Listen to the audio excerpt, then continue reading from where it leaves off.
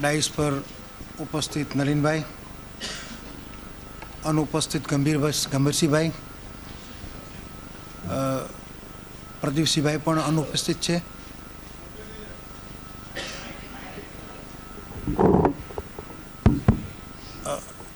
અને સબ્રથી, ધીરજથી બીજી સેશનમાં પણ હાજર રહેલા વડીલો અને મિત્રો,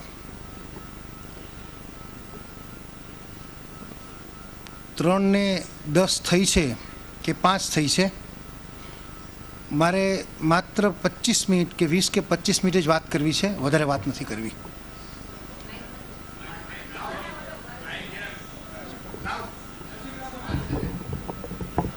મારે 20 કે 25 મિનિટ જ વાત કરવી છે, વધારે વાત કરવી નથી. 2 દિવસથી આપણે ઘણું મનોમંથન કરીએ છીએ પટણી સાહેબ અંગે, એમના વિચારો અંગે, એમના પ્રસંગો અંગે. અને ઘણી વખત એવી પરિસ્થિતિ પણ આવી હશે કે એક વક્તાએ જે પ્રસંગ કયો હોય એ બીજા વક્તાએ રિપીટ પણ કર્યો હોય, એવું પણ બન્યું હશે. હું બધી સેશનમાં હાજર નથી રહી શકું, એટલે કદાચ મારા કેસમાં પણ એવું થાય. પણ આટલી બધી વાત થયા પછી મને દ્વિધા એ થાય છે કે શું વાત કરવી. ઘણી બધી વાત થઈ ગઈ છે. એક શાયરે કહ્યું છે, સુકૂને દિલ के लिए कुछ तो एहतमाम करूं, सुकूने दिल के लिए कुछ तो एहतमाम करूं, अजरा नज़र जो मिले उन्हें सलाम तो करूं. मुझे तो होश नहीं महेंद्र भाई, आप मशवरा दीजिए. मुझे तो होश नहीं, आप मशवरा दीजिए. कहाँ से छेड़ूं फसाना, कहाँ तमाम करूं. આટલી બધી વાતો થયા પછી પટણી સાહેબ વિશે ક્યાંથી શરૂ કરવી ને ક્યાં પૂરી કરવી એ કોઈ પણ વક્તા માટે બહુ જ મુશ્કેલ બાબત હોય છે. પણ મારે થોડીક જ વાત કરવી છે ને. સાહેબે કહ્યું કે ઇતિહાસકાર, હું આજે ઇતિહાસની દ્રષ્ટિએ વાત નથી કરવાનો. કાંઈ સાહેબ ઇતિહાસની દ્રષ્ટિએ વાત કરી છે ને ખૂબ વિસ્તૃત કરી છે. મારે એમના વ્યક્તિત્વની વાત કરવી છે. વિવેકાનંદજીની પણ 150મી જન્મજયંતિ આપણે ઉજવી રહ્યા છીએ. પટણી સાહેબની પણ 150મી જન્મજયંતિ આપણે ઉજવી રહ્યા છીએ. અને આ બંને મહાનુભાવોના જીવનના 2 પ્રસંગોથી મારે મારી વાતનો આરંભ કરવો છે. વિવેકાનંદજી હૈદરાબાદના નિઝામને મળવા ગયા. જ્યારે પેલેસમાં દાખલ થયા ત્યારે એમને ખબર પડી કે અહીંયા તો બહુ મોટો જલસો છે અને એક ગણિકા અહીંયા ગાવાની છે. વિવેકાનંદજી થોડા મૂંઝવણમાં મુકાયા. એટલે એણે નિઝામની સાથે પોતાની વાત ટૂંકાવી અને કહ્યું કે હું હવે રજા લઈશ, કારણ કે આપનો જલસો શરૂ થાય એ પહેલાં મારે નીકળી જવું છે અહીંથી. જેવા એ દરવાજાની બહાર નીકળ્યા છે તેવા જ પેલી ગણિકાનું ગીત એમના કાનોમાં પડે છે. પ્રભુ મોહે અવગુણ ચિત્ત ન ધરો, પ્રભુ મોહે અવગુણ ચિત્ત ન ધરો, સમદર્શી હે નામ તિહારો, ચાહે તો પાર કરો, પ્રભુ મોહે અવગુણ ચિત્ત ન ધરો.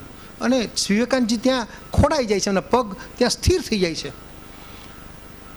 આખું ભજન સાંભળે છે. ભજન પૂરું થયા પછી વિવેકાનંદજી એ ગણિકા પાસે આવે છે અને 2 હાથ જોડીને કહે છે કે માં, મારી ભૂલ થઈ ગઈ. મેં તમારા વિશે ખોટી કલ્પના કરી, ખોટો વિચાર કરી અને મેં તમને અન્યાય કર્યો છે. મને ક્ષમા કરી દો માં. આ વિવેકાનંદજીનો એક પ્રસંગ. એની સામે પટણી સાહેબ પોતાના ઘરમાં ચાકર કે નોકર તરીકે કામ કરનાર એક માણસ એક સોનાની ચેન ચોરે છે. ચોરીને એની ખબર પડે છે એટલે ઘરવાળાઓ બધા એને ફરિયાદ કરે છે અને પોલીસમાં એને લઈ જાય છે. પટણી સાહેબ આવે છે. ભાઈ શું થયું છે? તો કે નોકરે સોનાની ચેઇન ચોરી છે. પટણી સાહેબ કહે છે કે કશો વાંધો નહીં. પોલીસ સ્ટેશનમાં જાય છે. એ ચાકરને નોકરને છોડાવે છે અને પૂછે છે કે આવું શું કામ કર્યું તે? પેલું કાંઈ કહેતો નથી. એના ઘરમાં તપાસ કરે છે અને ખબર પડે છે કે આને તો પૈસાની તાતી જરૂર છે. એટલે પોતાના ખિસ્સામાંથી 50 રૂપિયા કાઢીને આપે છે અને કહે છે મેં તારા વિશે ખોટું અનુમાન કર્યું. આ બે મહાનુભાવોના બંને પ્રસંગો આપણને એમ સૂચવે છે કે આમાં કોઈ રાજનીતિજ્ઞ નથી, આમાં કોઈ વહીવટ કરતા નથી, આમાં માત્ર બંને વ્યક્તિઓની જે ભાવના છે એક ઇન્સાનની ભાવના છે, એક વ્યક્તિની ભાવના છે.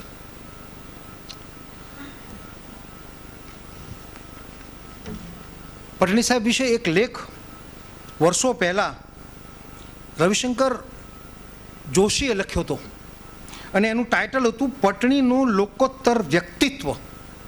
હું જૂના આ વ્યાખ્યાન વિશે મારું વાંચતો હતો ત્યારે ભાવનગર રાજ્યના જૂના ગ્રંથોમાંથી પરાશરભાઈ મને એ લેખ મળ્યો, પણ પછી તો કાલે આપે મને જે પુસ્તકમાં આપ્યું એ પુસ્તકમાં પણ એ લેખ મિત્રમાં છે.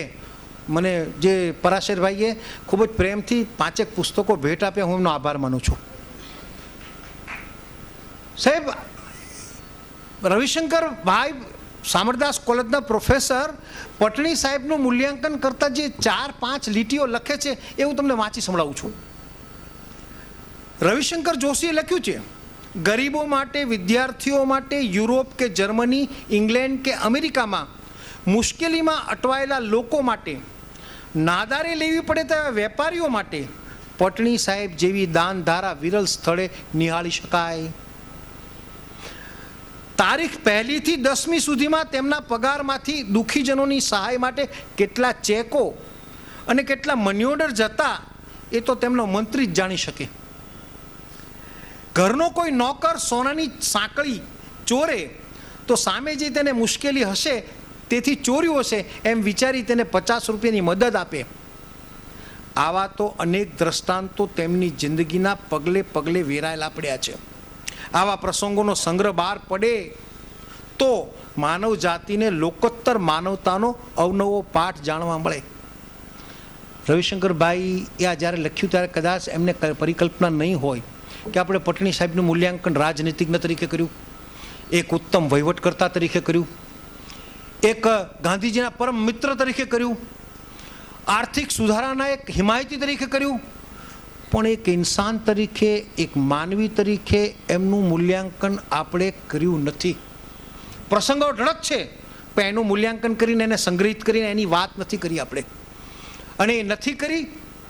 આ ચોરીની જે ઘટના મેં કીધી એ ઘટના પછી પટણી સાહેબે એ ઘટનાને ધ્યાનમાં રાખીને એક કાવ્ય લખ્યું જેનું નામ હતું મોહ. અને એ કાવ્યની 4 લીટી પટણી સાહેબ આમ લખે છે, જે ચીજો કે વસુ વિભવથી લોકોને મોહ થાય ને જે મોહ હૃદયના જનતા પાપ માટે તણાય, એ પૈસો કે વિભવ અમને સ્વપ્નામાંય હશોમાં એવા હોય સુકૃત કદી તો સુકૃતોય થશોમાં. આ તમે કલ્પના કરો કે આ માણસને આપણે જ્યારે એનું મૂલ્યાંકન કરવા બેસીએ છીએ ત્યારે એના માયલાને આપણે ઓળખતા નથી. હું થોડાક પ્રસંગો તમને એમના કહીશ. મારે એમના પ્રસંગોમાંથી જ એમના વ્યક્તિત્વનો ઉભાર મળે છે. વર્ષો પહેલાં પટણી સાહેબ અને એમનો એક આ પ્રસંગ મેં મારા એક દિવ્ય ભાસ્કરના લેખમાં લખ્યો હતો. મુંબઈમાં પટણી સાહેબ ચાલ્યા જાય છે અને એમના પાછળથી પટણી સાહેબના પછવાડેથી એક બૂમ પડશે, એ પટણા ઊભો રે. પટણી સાહેબ એમની સાથે એમનો મિત્ર છે, બંને ચાલ્યા જાય છે, ઊભા રહે છે, પાછળ ફરીને જોવે છે એક ચિત્રે હાલ માણસ દોડતો એમની પાસે આવે છે અને કહે છે, ઊભો રે પટણા, હું તારા ભાવનગરનો છું, મુંબઈમાં બેહાલ છું, તારે તો કપડાં પહેરીને મહાલવું જ છે, અમારા જેવાનું કંઈ ધ્યાન રાખવું છે કે નહીં? મારે પૈસાની ખૂબ જરૂર છે, મને પૈસા આપ. પટણી સાહેબ પાસે પૈસા નહોતા એ વખત, એટલે મિત્ર પાસેથી 200 રૂપિયા લીધા અને એ જરૂરતમંદને આપીને કહ્યું, મિત્રો મોબાઈલ બંધ કરી દેજો, હું ગોખીને આવું છું ને ભૂલી જઉં છું.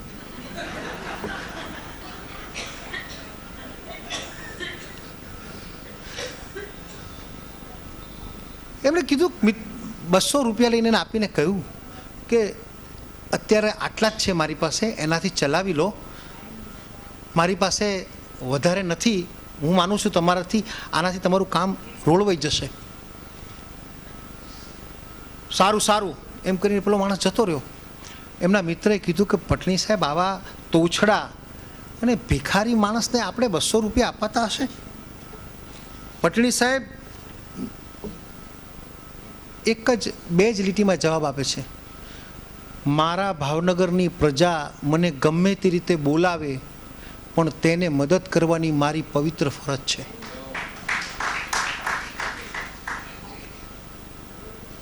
પટણી સાહેબ ધરમપુરમાં ભાવસીજી પોલો રમવા ગયા અને પોલો રમતા રમતા ભાવસીજી પડી ગયા, બેહોશ થઈ ગયા અને તાર આવ્યો પટણી સાહેબ ઉપર કે ભાઈ ભાવસીજી અહીંયા બેહોશ થઈ ગયા છે, તાત્કાલિક આવો. પટણી સાહેબ 1000 રૂપિયાના દોકડાની 3 થેલીઓ લઈને ધરમપુર પહોંચ્યા. ધરમપુર પહોંચીને જેવા ધરમપુરમાં દાખલ થયા એટલે એમણે એમની જે પોટલીઓ હતી પૈસાની એના બોર્ડર ખોલી નાખ્યા અને જે ગરીબ ગુરબો મળે એને પૈસા આપતા ગયા. એમાં રસ્તામાં એક અંધ ફકીર મળ્યો. પટણી સાહેબે ખોબો ભરીને એના હાથમાં સિક્કા મૂક્યા અને સિક્કાનો ખણખણાટથી પેલો અંધ ફકીર ને કંઈક લાગ્યું કે આટલા બધા પૈસા કોણ આપે? એટલે કે એણે કીધું, બચ્ચા ये क्या है, कौन है तू? પટણી સાહેબે પરિચય આપ્યો કે હું ભાવનગરથી આવું છું, ત્યાંનો દિવાન છું અને અહીંયા આવ્યો છું. મારા મહારાજા બેહોશ છે, બાવા તમે પ્રાર્થના કરો, દુઆ કરો કે એ તાત્કાલિક સાજા થઈ જાય. જા બચ્ચા, तेरा बादशाह तू पहुंचेगा उसके बाद आधे घंटे में होश में आ जाएगा, लेकिन तुझे मेरे पास बैठना पड़ेगा. પટણી સાહેબ કીધું કે બાવા હું અત્યારે તો નહીં બેસી શકું, હું વળતી વખતે પાછો ચોક્કસ તમારે ત્યાં બેસીશ, તમારી સાથે બેસીશ. એટલે પટણી સાહેબ ગયા અને ભગવાનને કરવું, ઈશ્વરને કરવું કે ભાવસીજી અડધી કલાકમાં ભાનમાં આવી ગયા, સુદબુદ્ધ થઈ ગયા, સરસ મજાની વાતો કરી અને પટણી સાહેબની વિદાય લીધી. અને વિદાય લેતા રસ્તામાં પેલા ફકીરને પાસે આવ્યા. એટલે ફકીર તો પેલા દોકડા હાથમાં લઈને જ બેઠો હતો. बच्चा ये ले ले, मुझे मैं इसका क्या करूँगा? पटनी साहब के बाबा मैं इसका क्या करूँगा, मैंने जो दे दिया वो वापस नहीं ले सकता, तो फिर तुझे मेरे पास बैठना पड़ेगा और जब तक ये पैसे खत्म ना हो तब तक बांटते रहना पड़ेगा. અને પટણી સાહેબે દીવાનપણું, પોતાની આટલો મોટો હોદ્દો બધું ત્યાગ કરી એ માણસ ફકીર બાવાની બાજુમાં ફૂટપાથ પર બેસે છે અને જે દોકડાઓ વધી રહ્યા છે એ બધા દોકડાઓ સાંજ સુધી આ માણસ વહેંચે છે. સાંજના દોકડાઓ પતી જાય છે, સિક્કાઓ પૂરા થઈ જાય. બાવા મને આજ્ઞા આપો, મને જવાની રજા આપો, મને અબ જા સકતા હૈ તું. અને જ્યારે પટણી સાહેબ ત્યાંથી નીકળે છે ત્યારે પેલો ફકીર એમ કહે છે, આજ એક ફકીર को दूसरा फकीर मिला है, बहुत बड़ा दिन है आज, एक फकीर को दूसरा फकीर मिला है. અને ત્યારે એના ઉપર પટણી સાહેબ એક કવિતા લે છે કે આજ એક પ્રભુનો સેવક આજે પ્રભુના સેવકને મળ્યો છે. એ કાવ્ય પછી એ રચે છે. તમે કલ્પના કરો કે માણસને કેવી રીતે મૂલવી શકાય અને છતાં પણ કોઈ અભિમાન નહીં, કોઈ એનું ગુરૂર નહીં. જ્યાં જ્યાં એમને પટણી સાહેબે પોતાના મહેશભાઈ પટણીએ એક પ્રસંગ લખ્યો છે એમના પુસ્તકમાં, બહુ સરસ પ્રસંગ છે. એક કર્મચારી પટણી સાહેબના પાસે આવે છે અને અદ્ભુત રીતે ગુસ્સો કરે છે, ના બોલવાના શબ્દો બોલે છે અને એટલા ખરાબ શબ્દોમાં પટણી સાહેબને નવાજે છે અને પછી જતો રહે છે. મહેશભાઈ લખે છે એમના લેખની અંદર કે દાદાજી આ આટલી તમને ગાળો આપીને ગયો હતો, તમે કાંઈ બોલ્યા નહીં, તમને ગુસ્સો પણ નથી આવતો? પટણી સાહેબને બાળકને, મહેશભાઈ તે વખતે બાળક છે એટલે બાળકને એક દાખલો આપીને સમજાવે છે કે બેટા, રસ્તા પર લંગડો માણસ ચાલ્યો જાય તો તું એના પર ગુસ્સો કરે છે, એની સામે હસે છે, એની સામે કંઈ ગુસ્સો કે અભિવ્યક્ત કરે છે? તો કે ના ના, એમાં એ લંગડો માણસ બિચારો ચાલે જતો હોય તો લંગડો છે, લંગડાની જેમ જ ચાલે ને, એમાં ગુસ્સો ક્યાં કરવાનો આવે? આ મગજનો લંગડો છે, આ મગજનો લંગડો છે, એના પર હું ગુસ્સે કરું તો કેવો લાગુ? એના પર મારે ગુસ્સો ન થાય. કાશ્મીરના મહારાજા એક વખત અહીંયા આવ્યા એટલે એમણે જોયું કે હા આ માણસની કાયદાકીય કાબિલિયત, આ માણસની કાયદાકીય સૂઝ, આ માણસની કાયદાકીય સમજ જોઈને ખુશ થઈ ગયા. અને એમણે કીધું કે પટણી સાહેબ, ભાવનગર તો ખાબોચિયા જેટલું છે, અહીંયા તમે શું પડ્યા છો? મારા કાશ્મીરમાં આવો, હું તમને ઓછામાં ઓછા 5,000 રૂપિયાનો પગાર આપીશ અને તમારી કદર પણ કરીશ. અહીંયા તમારી કદર નહીં થાય. પટણી સાહેબ સહેજ સ્મિત કરીને હસ્યા. તો પછી કે તમારે મારા પર વિશ્વાસ રાખવો ના પડે.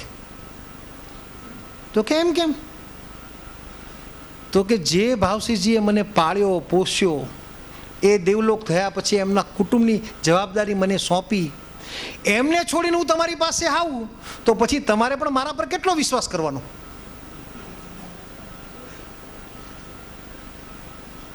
કલ્પના કરો કે એ માણસની આખા હિન્દુસ્તાનમાં જેની નામના છે, આખા હિન્દુસ્તાનમાં જે લોકો એમનાથી પ્રભાવિત છે, એવો માણસ પોતાના ભાવનગરની મહેકને, ધરતીની મિટ્ટીને છોડીને જવા તૈયાર નથી. આ વ્યક્તિત્વ છે એમનું. દિવાન પદેથી નિવૃત્ત થયા પછી, દિવાન પદેથી મુક્ત થયા પછી, વહીવટી અધિકારી તરીકે મુક્ત થયા પછી આ માણસ બીજો કોઈ નાનો હોદ્દો, કોઈ નાનો માણસ હોય, કોઈ નાનો સૂનો વ્યક્તિ હોય, કોઈ સામાન્ય વ્યક્તિ હોય તો સ્વીકારે નહીં. આ માણસે વસૂલાત અધિકારી તરીકેનો હોદ્દો સ્વીકાર્યો અને મોજથી કામ કર્યું, નિષ્ઠાથી કામ કર્યું, મોહબ્બતથી કામ કર્યું અને રાજ્યને ફાયદો કરીને પ્રજાની સેવા થઈ શકે એવું કામ કર્યું. એ જ મહાલની અંદર, શિહોર મહાલની અંદર 1937ની અંદર, હું 38માં એમનું અવસાન થયું. ગાંધીજીએ આ મહામાનવને અંજલિ આપતા એક જ શબ્દ કીધો, મેં અહીંયા નોંધ્યો છે. ગાંધીજી એટલું જ કહે છે કે હી લિવ્ડ નોબલી, હેઝ ડાઈડ નોબલી. બીજું કાંઈ નથી કહેતા ગાંધીજી. ગાંધીજી કીધું હી લિવ્ડ નોબલી, હેઝ ડાઈડ નોબલી. ઉમદા જીવન જીવ્યા અને ઉમદા મૃત્યુને પામ્યા. આ માણસ વિશે ઘણી વાત થઈ શકે. મેં મારા આર્ટિકલમાં ઘણા પ્રસંગો ટાંક્યા છે, પણ કેટલાક પ્રસંગો એવા છે કે આપણા વક્તાઓને વણી લીધા હોય. મારે વધારે કંઈ કહેવું નથી. માત્ર 2 લીટી છેલ્લે આ મહામાનવ વિશે કહીને હું મારી વાત પૂરી કરીશ.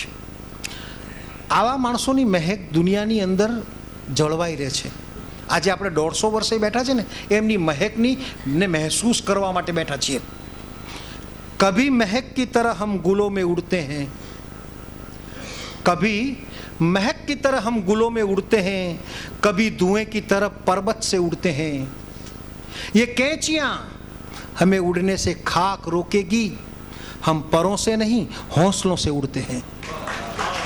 Thank you very much.